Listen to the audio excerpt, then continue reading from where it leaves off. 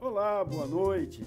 Estamos iniciando a última edição do programa Papo Dinâmico de 2018. Portanto, numa edição especial deste programa, onde nós vamos debater sobre o futuro da educação brasileira e nada mais, nada menos do que entrevistar o nosso magnífico reitor da PUC Goiás, professor Volmir Amado, que vai marcar esta última edição do ano do programa. Mas antes de cumprimentá-lo, como a gente sempre faz aqui, vamos ver aí a cartela que a nossa produção preparou de apresentação do nosso convidado. Pode rodar. Volmir Terezio Amado, reitor da PUC Goiás, nasceu em Paim Filho, interior do Rio Grande do Sul. Estudou por 9 anos em seminários capuchinhos. Licenciado em Filosofia pela Universidade Católica Dom Bosco de Campo Grande em 1983.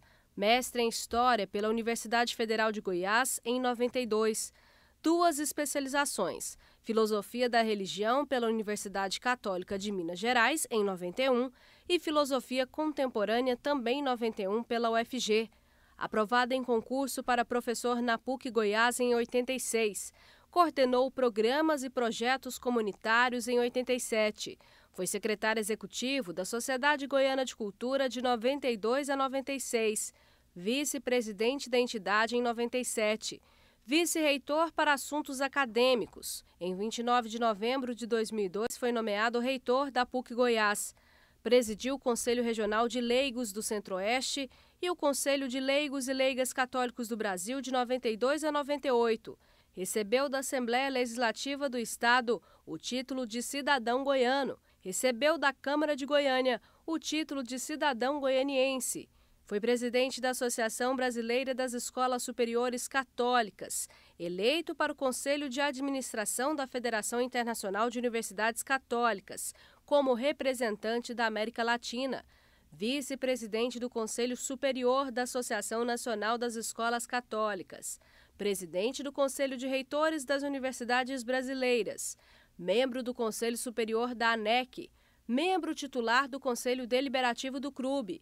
É sócio titular do Instituto Histórico e Geográfico de Goiás, desde outubro de 2016.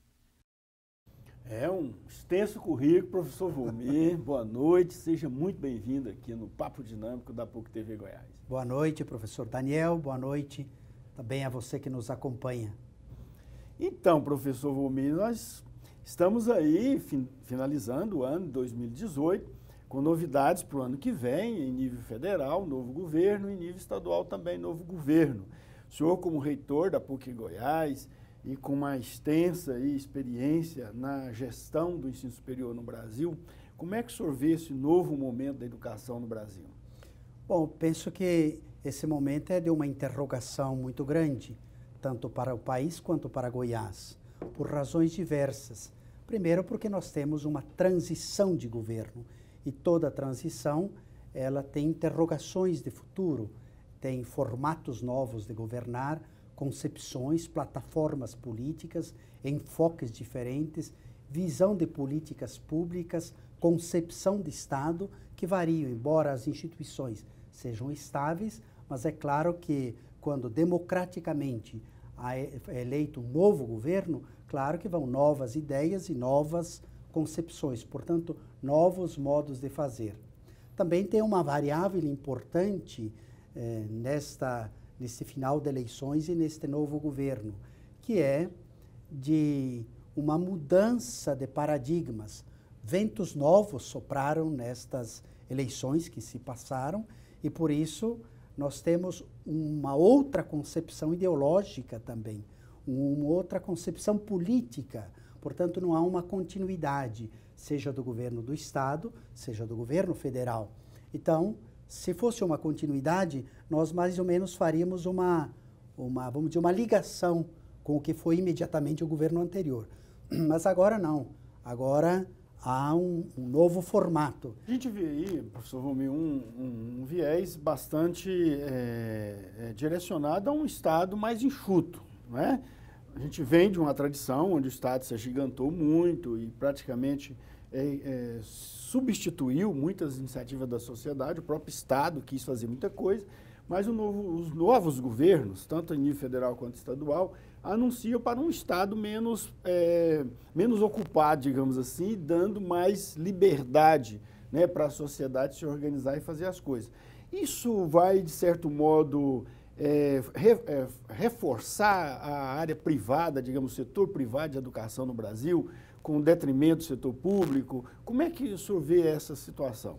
Bom, isso eu penso que tem dois desdobramentos. Essa concepção mais liberal de Estado mínimo, participação mais do mercado, talvez da sociedade, ela pode incidir ou por uma ênfase, no caso da educação, na educação privada, ou por uma outra ênfase, que é o que o ministro atual, recentemente escolhido para o novo governo, ministro da Educação, coloca, por exemplo, a valorização dos municípios, porque ele considera menos, como ele usa a expressão, menos Brasília, mais Brasil. Então, a centralização mais no governo federal, no poder do Estado, na regulação do governo e dos órgãos aí decorrentes de Estado, numa participação e deixar que a sociedade, sobretudo na base municipal, toque para frente. Também a educação básica e os estados a educação superior, deixar mais flexível a legislação. Pode ser também uma segunda ênfase que o governo possa dar. Eu esperaria, sinceramente, que a mensagem das comunitárias, no caso das universidades confessionais e laicas, que não são nem privadas, mas nem públicas estatais, tivessem uma consideração especial. E também que o terceiro setor merecesse uma consideração, pois o terceiro setor, as comunitárias do Brasil, as instituições filantrópicas, elas têm uma tradição consolidada, elas já têm uma qualidade que mostraram à sociedade, elas têm fins públicos sem a gestão estatal e que, portanto, poderia compatibilizar muito bem aquilo não de uma visão estatizante, com uma visão pública, mas não estatizante de instituições e de projeto educativo, e, por outro lado, nem aquela visão economicista e que visa o lucro com a educação e com os outros setores da vida social. A gente vê um cenário que se pinta. Se, por um lado, tem essa tendência na área econômica, de Estado mínimo, de liberar mais a economia, por outro lado, o governo tem um perfil político também de envolvimento com entidades, né? Por causa dos evangélicos. Também a gente viu aí a sensibilidade que ele teve em relação à Santa Casa de Minas Gerais, de Juiz de Fora, onde ele foi tratado depois do acidente que teve. Então, talvez haja aí nesse meio aí, nessa aproximação com o terceiro setor, o equilíbrio em relação ao outro lado do governo, que é o nacionalismo. A gente vê também um governo de forte viés nacionalista. Se, por um lado, vai pela livre iniciativa, por outro lado, ele também tem uma visão nacionalista, tem uma ala do governo que defende muito as cores do Brasil, né? Por um lado, todo governo tem, primeiro, ele é escolhido com base na eleição. É o primeiro desafio que enfrenta. Mas o segundo desafio é a governabilidade. Porque uma coisa é levar uma plataforma política e outro depois é a capacidade de consensuar isso no exercício do governo e na implementação gradual disso. Porque há diferentes visões da sociedade e há diferentes instituições e tem que ter uma audiência sobre os diversos atores sociais. Então, esse é um desafio gigantesco de governabilidade. Um governo que não consensua, ou pelo menos não atenua, onde as grandes tensões e os interesses tão diversificados do país, é claro que ele não implementa lá muita coisa. Certo. Então, de modo que o governo tem que se fazer na base do diálogo, do esforço pela unidade, pela construção de consensos e considerando a complexidade e a diversidade que é o país. Uma diversidade com assimetrias regionais enormes. Um país que tem, inclusive constitucionalmente, instituições de natureza jurídica diversa. Se forem instituições de educação superior, tem públicas, estaduais, federais, municipais. Se forem comunitárias, tem laicas, tem confessionais. Sim. Se forem particulares, então tem todas aquelas de fins econômicos, sim, de âmbito diverso, algumas inclusive atuando em bolsa de valores e com grupos internacionais, e a Constituição garante isso. Então a questão de gerir o sistema é bastante complexo. Se for no campo de saúde, por exemplo, tem hospitais privados, tem a grande desafio dos hospitais públicos, tem os hospitais filantrópicos, como você citou, nós temos aí a Santa Casa de Misericórdia, que aqui em Goiânia praticamente 50% dos atendimentos é feito por este hospital, uma vez que não há hospital municipal, e de gente que vem do norte, do leste, do oeste, de tantos lugares. Então, veja a diversidade que é o país. Uma diversidade étnica, uma diversidade nas faixas etárias, cultural, na escolaridade, social, na diversidade de culturas, numa unidade de língua, mas com dezenas, centenas de idiomas locais, inclusive indígenas. Então, sotaques diferentes, costumes diferentes. Esse é o país, um país continental, gigante, gigante por natureza também, com uma imensa potencialidade de recursos naturais, com um povo vibrante, com uma cultura altamente elaborada e tecida por diversas culturas, portanto, com uma grande riqueza cultural, mas que requer uma enorme liderança e uma imensa sabedoria para conduzir o país para frente. O senhor falava há pouco sobre o reforço aos municípios, né? E então o governo deve centrar, o próprio governo, o presidente já tem anunciado que vai dar importância aos municípios, aos estados e tal, menos Brasília, mais Brasil, ele usou essa expressão e tal.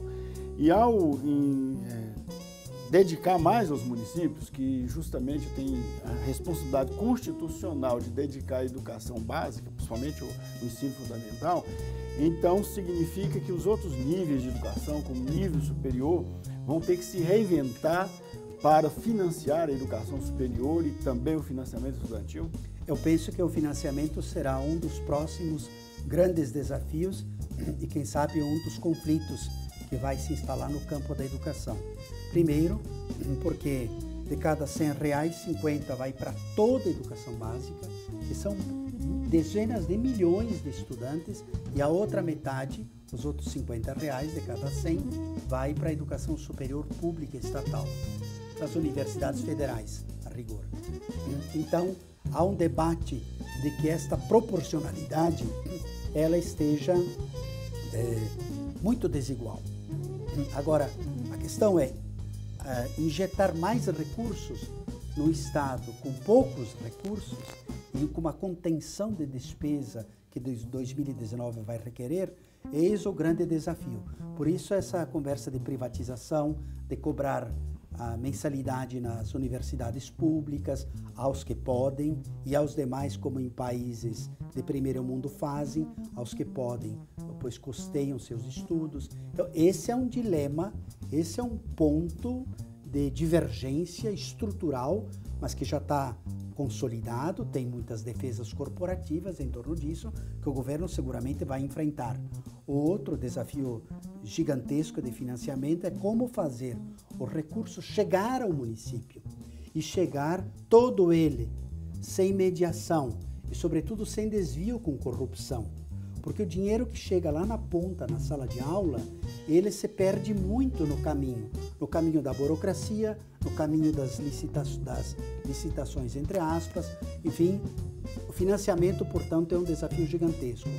O FIES provocou um modelo com que foi construído, havia algum problema da parte operacional, mas, de fato, ele provocou impacto de queda no número de matrículas e, portanto, uma evasão enorme, porque estudantes também não têm como financiar seu próprio estudo. O FIES me parece que é um programa já consolidado, que, portanto, continua. No caso do governo do Estado, as bolsas da OVG, parece que há uma expectativa de que permaneçam, ainda que haja um passivo do ano de 2018 em 50% não pago ainda, o que vai chegar em dezembro com 100 milhões de dívida do Estado sobre as bolsas da OVG. Isso é muito grave, porque desestabiliza também um programa. Isso já é a segunda vez que aconteceu ao longo destes anos da implementação da Bolsa. Então, são, claro que desafios grandes sobre o financiamento. Agora, é o seguinte, não existe jantar nem almoço de graça. A educação, ela tem um custo financeiro, seja pago pelos impostos, seja pago pelo usuário, pelo estudante, ela tem um custo, e um custo caríssimo, um custo de bilhões, de trilhões no país. Então, esse é uma interrogação muito grande sobre o próximo ano, pensar a sustentabilidade também financeira da educação no país. Ok, vamos fazer o seguinte, vamos fazer um pequeno intervalo, professor Valmir, daqui a pouco a gente volta, nós vamos deixar essa discussão mais árida, vamos para a sala de aula, vamos ver quais as novidades, quais as inovações que devem existir para que o ensino, a educação do futuro, né, possa continuar sendo muito importante para a transformação da nossa sociedade. Daqui a pouco a gente volta.